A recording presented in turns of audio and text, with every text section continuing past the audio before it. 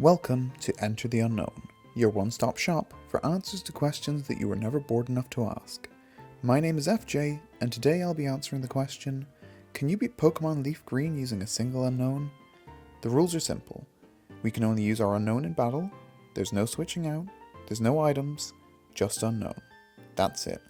We'll require other Pokemon for HMs, but we cannot use them in battles. That's really it. I have an Unown for my starter, which I now realize is an exclamation mark and not an I. Oops. Anyway, he has an I name, and we're getting going. The opening rival battle is a real wake-up call for just how difficult this challenge is going to be. Gary's picked Squirtle, and I really genuinely expected to be able to take down a Squirtle. But it turns out, Unown is even worse than I thought. I wasn't expecting much, but yeah, I might have some bad IVs.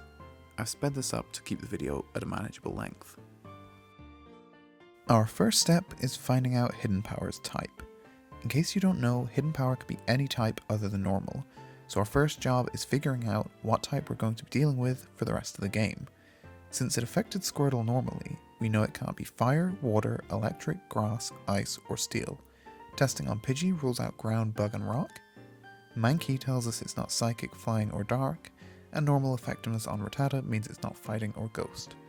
Finally, we're down to 2, and the attack on Weedle narrows it down to 1. It isn't poison, so it must be dragon type. That's a pretty neutral result. Incredibly neutral, actually. There are only 2 Pokemon in this game who resist dragon type moves, Magnemite and Magneton, but at the same time, we won't have a super effective move until we face Lance, in the second last battle of the game. After completing some chores from Professor Oak, we're allowed to move on. Viridian Forest doesn't pose any significant problems, with all but the final trainer being avoidable, so let's skip ahead to our first gym battle. Brock is rocking a level 12 Geodude with Tackle and Defense Curl, and a level 14 Onix with Tackle, Bind, and Rock Tomb. Both Pokemon have the ability Rockhead, but that doesn't come into play here. I have a nice bonus with my Dragon-type Hidden Power. Although it isn't super effective, just being special instead of physical is a huge help. Onix has base 160 defense and Geodude has base 100, whereas their base special defense stats sit at 45 and 30 respectively. Ultimately, I was probably a little optimistic going in at level 12 here, and despite gaining a level from his Geodude, the Onix takes me out pretty easily. I figured that I wasn't too far away, so I went off and grinded up a couple of levels and then came back and challenged Brock again. This time I was able to take him out pretty easily, without too much trouble, and earn myself the Boulder Badge. 1 down, 7 to go. We get the running shoes just outside of Pewter City, and we go through Route 3, Route 4, and Mount Moon without any real issues. As we hop off this ledge and enter Cerulean City, I realise that I forgot about the rival battle on Route 22. Anyway, speaking of Gary, he has 4 Pokemon for the Cerulean City rival battle. Starting with a level 17 Keen-Eye Pidgeotto with Tackle, Gust, Sand Attack, and Quick Attack. I'm not entirely sure what hacks he used to get his Pidgey to evolve early, but as I managed to get an Unown as a starter, I'll let it slide. Next up is his Rattata with Guts for his ability, and a moveset of Tackle, Tail Whip, Quick Attack, and Hyper Fang. Then comes his starter. As my Unown replaced Charmander, Gary has a Squirtle. At level 18, it should really be a Wartortle by now, but I guess Gary wanted to make things a little easier for us, and I'm not going to complain. Squirtle has Tackle, Tail Whip, Withdraw, and Water Gun, and his ability is Torrent. Last but not least... wait. No, it definitely is least. Finally, Gary brings out his worst Pokemon, a level 16 Abra who only knows the move Teleport. Come to think of it, his Abra should already be a Kadabra at this point, so clearly Gary has some issues with evolution, a true creationist at heart. Considering I came into this battle with an Unown 8 levels higher than his highest level Pokemon, this turned out to be really difficult. Another big battle, another fail on my first attempt, and another quick grinding session to get up to snuff. Gary's Pidgeotto is definitely the main challenge here. Avoiding Sand Attack is just 100% the key. Hidden Power will never miss as long as you avoid it, so if we can hit every turn, we should be good. Squirtle's focus is on raising his own defense, which seems odd as I only have 1 move and it's special. Once I get past Squirtle, the battle's won. Hopefully we'll be able to win more big battles on our first try in the future. I'm pretty over leveled now, so Misty should be simple enough. First, we have to find her. So after beating all of the trainers on Nugget Bridge and Route 25, go and talk to This random woman that you thought was Misty because you played too much Pokemon Crystal as a kid. Help Bill out with whatever he was experimenting with. It's really best not to ask. For your discretion, Bill will reward you with an SSN ticket. Now it's time to actually face Misty. Misty only has 2 Pokemon in her team, and I'm very overleveled, so this should be pretty simple. Emphasis on should be. First up is a level 18 Staryu with Tackle, Harden, Recover, and Water Pulse, and it really goes down pretty easily. Her Starmie, on the other hand, is far from easy. At level 21, it's replaced Staryu's Tackle and Harden with Rapid Spin and Swift, but it's still Recover and Water Pulse that you have to worry about. Both of her Pokemon have the ability Natural Cure, but once again, it doesn't really come into play. My first run at Misty starts perfectly, but a crit Water Pulse from her Starmie is too much to come back from. Up to level 34, my second attempt starts even better, but Starmie still hits much harder than my Unown. I'm beginning to suspect that Hidden Power's power is much closer to 30 than 70. I started to think that I might have to get my level into the 40s just to have a chance of beating her Starmie, but then I had an idea. My Unknown's attack stat is quite a bit higher than his special attack, and at base 50 power, Struggle is going to deal a chunk more damage than my Hidden Power does. So I exhausted my PP in the grass nearby, and then I returned with my new strategy. Once again, Staryu's cameo is brief and the real battle begins. Struggle appears to be doing about twice as much damage as Hidden Power was, and my confidence grows, but then I remembered that Starmie has Recover. Due to Struggle's recoil damage and my rule about no item use, it seems like she can just stall and let me knock myself out. It's starting to look like a third failure is on the cards and I'm going to need another grinding session, but I get lucky. She switches up her strategy and Water Pulse takes me down to 14 HP, but luckily a critical hit in the Last Chance Saloon gives me a fortunate win.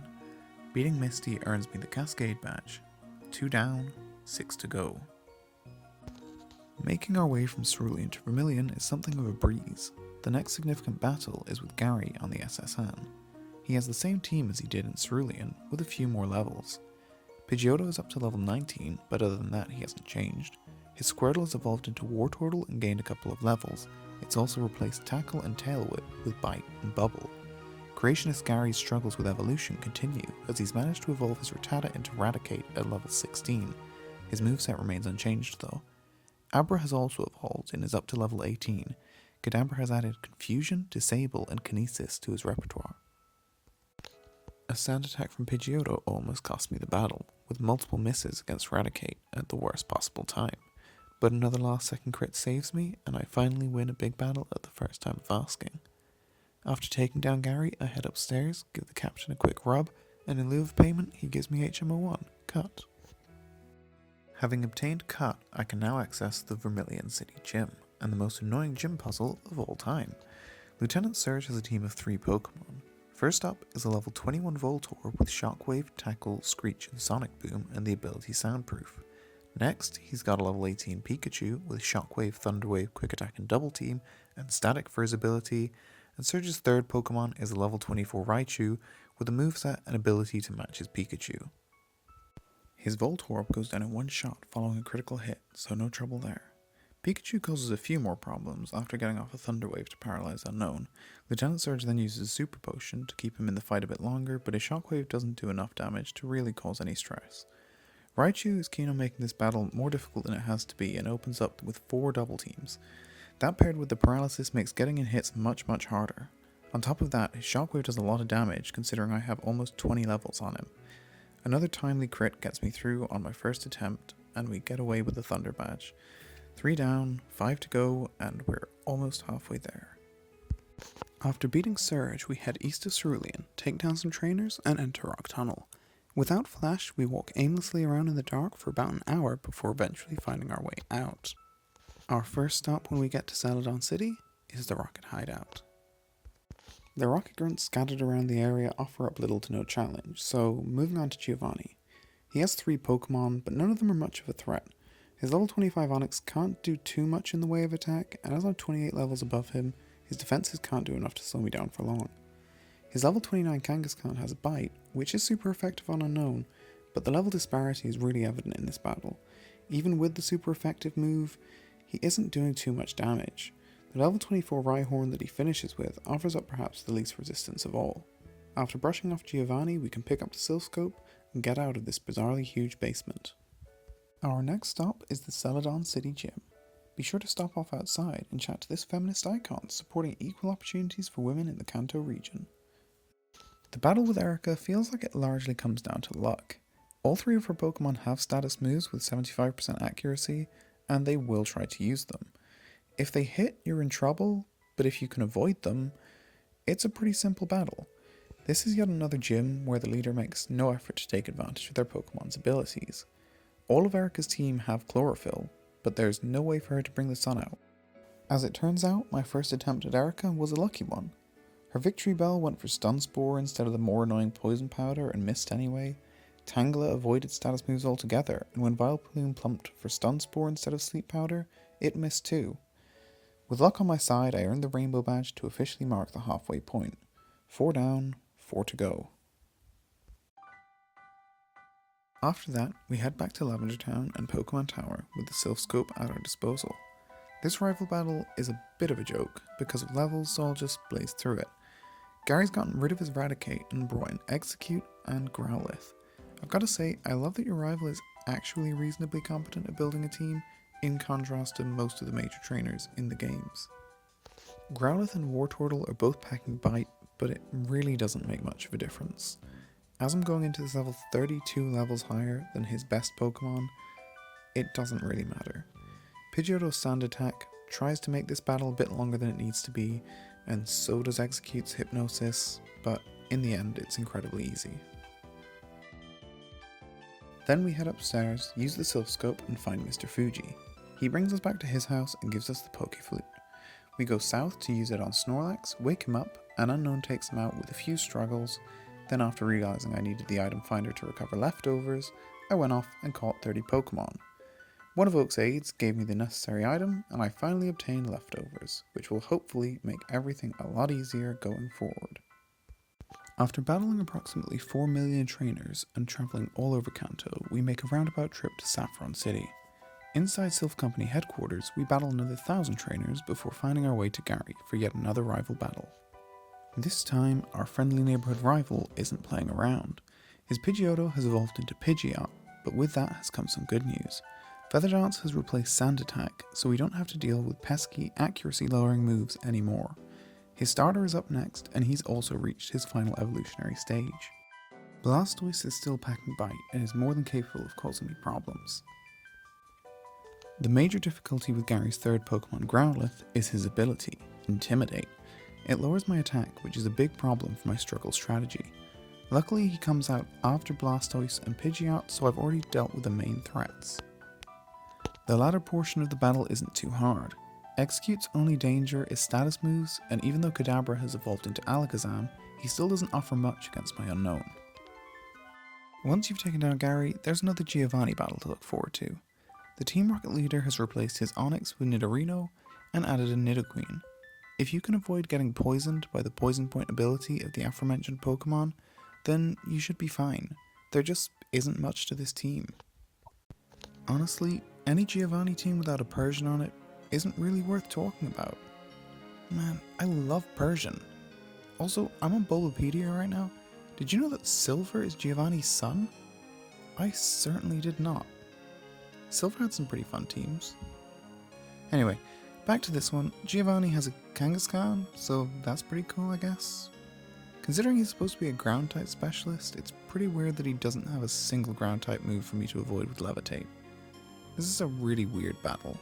Next up is Sabrina, the Saffron City gym leader, and this is probably the easiest gym battle so far.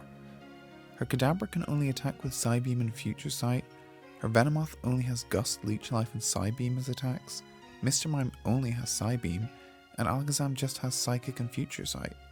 So up against a Psychic type like Unown, there's nothing she can really do to damage me. Unown has no trouble taking her down. Beating Sabrina earns us the Marsh Badge. 5 down, 3 to go. You would think someone doing a solo run with a Psychic Pokemon would be excited for a Poison type gym, but I was dreading facing Koga. I actually had a go before heading to Silph, and I got destroyed. All 4 Pokemon in Koga's team have Toxic, and a move that either lowers accuracy or ups evasiveness. That is not a fun combo.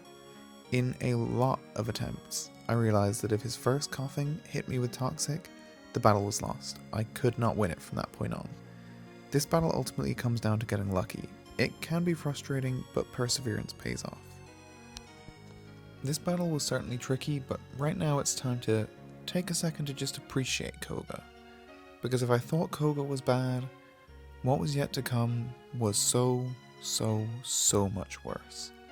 This was a breeze compared to what was next. Blaine. I don't just wake up at night screaming about Burnhill. I don't sleep because of Blaine. This battle is beyond difficult. I don't think I've ever played through the game and thought Blaine was difficult because you just always have a water type. When you don't have a water type and you have one Pokemon with one move, this battle is next to impossible. If you're thinking, wasn't he level 80 a second ago? Yes, I was. I had to get up to level 95 to beat Blaine. And this isn't a 15 level jump from 15 to 30, or from 30 to 45. I had to earn over 100,000 experience points just to take on Blaine. This battle was a nightmare. By leading off with 2 Intimidate users, Blaine made the struggle strategy a complete non-starter. I had to go this whole battle only using Hidden Power, which seems to be about 30 power based off how little it does. My special attack is a lot lower than my physical attack too, so this was a big problem. What you're watching now is the culmination of hours of work. It is the only attempt where I made it past Arcanine. The only attempt. Finally, I figured out the secret for getting past Blaine. Get insanely lucky. That's it. It's as simple as that. Try this over and over and over again until you finally get lucky. Fire Blast usually has 85% accuracy. In this battle, it had 37.5% accuracy. That's the key. Just get lucky. There was only one true way to finish off this battle. With all the luck I'd had, it really had to be a crit. Rapidash goes down, I finally conquer Blaine, and I earn the Volcano badge for my trouble. 7 down, 1 to go. Now when I tell you that Koga was tough, and Blaine was almost impossible, I think you know what to expect from the 8th and final gym. Well, maybe not entirely. Giovanni is a joke. He is a complete joke. Unown has Levitate, all 5 of Giovanni's Pokemon have Earthquake, and nothing really else to worry about. So, it's easy. It's really easy. I'm pretty sure I know why Giovanni got put in charge of the gym that's just next to Pallet Town. Yes, he abandoned his post, but he's really there to battle first-time trainers. He's terrible. He poses absolutely no challenge. Yeah, this was nice. Giovanni's team is a little different to the last time we saw it. He's added another Rhyhorn and a Dugtrio, evolved his Nidorino into Nidoking, and lost the Kangaskhan. But it really makes no difference. He could have had 10 more Pokemon and I don't think it would have made a difference. This is as easy as it gets. This is Unown's dream right here. Pokemon that basically need ground moves to do damage, and they can't use them. Taking down Giovanni earns us the Earth Badge, and finally, 8 down, 0 to go. Only the Elite Four await us now. Well, first, Gary. Our rival is here yet again to slow down our progress. He's here on Route 22, where I stood him up all that time ago, and maybe this is revenge. I briefly thought because I hadn't battled him back then, I might just have to battle a Pidgey and a Squirtle. That was my hope, but apparently not. The only addition to this team is a Rhyhorn. Other than that, it's the same as last time, but he's really gone up in levels. Completely accidentally, I made this battle a lot harder than it needed to be by healing up beforehand. By healing up, I got all of my PP back, and it meant that I was battling with Hidden Power instead of Struggle. I think this would have gone down much easier if I'd been using Struggle. Once again, getting past Pidgeot and Blastoise is basically the whole battle. They really are just the main source of worry for Unown. I actually ended up finishing this battle with 3 times as much HP as I had going into his third Pokemon. Rhyhorn gets off a takedown, but it really isn't too damaging. Growlithe's Intimidate could have been bad if he came first and I was using Struggle, but as that's not the case, it doesn't really matter and he goes down pretty easily. Execute does get off a Stun Spore to paralyze me, but it's really too little too late. The whole Alakazam family has been kind of pathetic in this playthrough, and yeah, he follows that trend here. By using Disable, he actually enables me to take him out faster, which was really quite nice. With Gary out of the way, we can finally make our way to Indigo Plateau and the Elite Four. Presenting our badges along the way, the completion of this challenge is so close that Unown can taste it. Victory Road had enough trainers for us to hit level 100, and now there's just one challenge remaining. The first leg of the challenge comes in the form of Lorelei. The Elite Four opener specializes in Ice-type Pokemon, and she starts off with her level 52 Dewgong. Packing Surf, Ice Beam, Hail, and Safeguard, her Dewgong's main purpose seems to be setting up for the rest of her team, with Safeguard and Hail. She follows up with her level 54 Lapras, holding Citrus Berry, and equipped with Body Slam, Confuse Ray, Surf, and Ice Beam, Lapras is a real danger. After that comes Cloyster, Lorelei's lowest leveled Pokemon at level 51, but that doesn't mean she's not a threat. A moveset of Spikes, Protect, Hail, and Dive is telling. Cloyster seems to be there to set up Hail and Spikes, and then stall. Finishing with 2 part Psychic types, Lorelei's Slowbro and Jinx don't actually have any Psychic attacks between them. Both Pokemon do have sleep-inducing moves though, and are very capable of frustrating. With a bit of luck on our side, we make it past Dewgong and Lapras, but the main difficulty is her third Pokemon. Cloyster has sky-high defense. At base 180, there isn't a single Pokemon from Gen 1 who's superior in that stat, and to this day, there are still only 3 who are. On top of that, Cloyster's ability is Shell Armor, which prevents critical hits. This means it takes a minimum of 4 turns to take down Cloyster. With Dive and Protect, it will likely be closer to 7 or 8. If Cloyster opens with Hail, Unown is then taking damage every single turn. Getting past Cloyster is a seriously damaging challenge. Unfortunately, the damage I'd taken from her first 3 Pokemon made taking Unown out a pretty easy task for Slowbro. This was as good as I managed. In probably close to 100 tries, I only made it past Lapras 3 times, and this was the only time I made it to Slowbro. Lorelei is just too good. I cannot beat her without items. I ran this battle in every way I could possibly think of, and it just isn't possible. Without items, no, you cannot beat Pokemon Leaf Green with a single Unown. I really tried. With Hidden Power going into this battle, it's even worse. I never made it past Dewgong whilst using Hidden Power. That's it. You cannot beat this game with a single Unown. Unless you use items.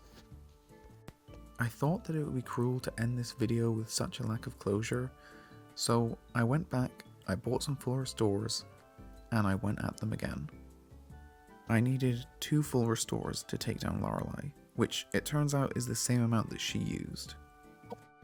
I was actually able to defeat Bruno without the use of in-battle items. The only real stress was his Hitmonchan's counter. Other than that, this was pretty simple. Then again, he is a fighting type trainer and I am a psychic type, so it's kind of fair. Agatha, on the other hand, was a lot more difficult. It took me 7 full restores to get past her on the turn that I did. I'm sure with a bit of luck I could have done it with 1 or 2, but as there was no limit at this point, I thought I would go all out. I needed 4 full restores to take down Lance, but in fairness, I did do this whole battle with hidden power. I thought it would be unfair to Unown to go the whole game without seeing an It's Super Effective screen, and this was the only opportunity. I genuinely lost count of how many items it took to beat Gary, but I got past him after several frustrating minutes. So, there you have it. If you've stuck around for this long, thank you so much for watching, and I hope you enjoyed. My name is FJ, this has been Enter the Unown, and the answer is no.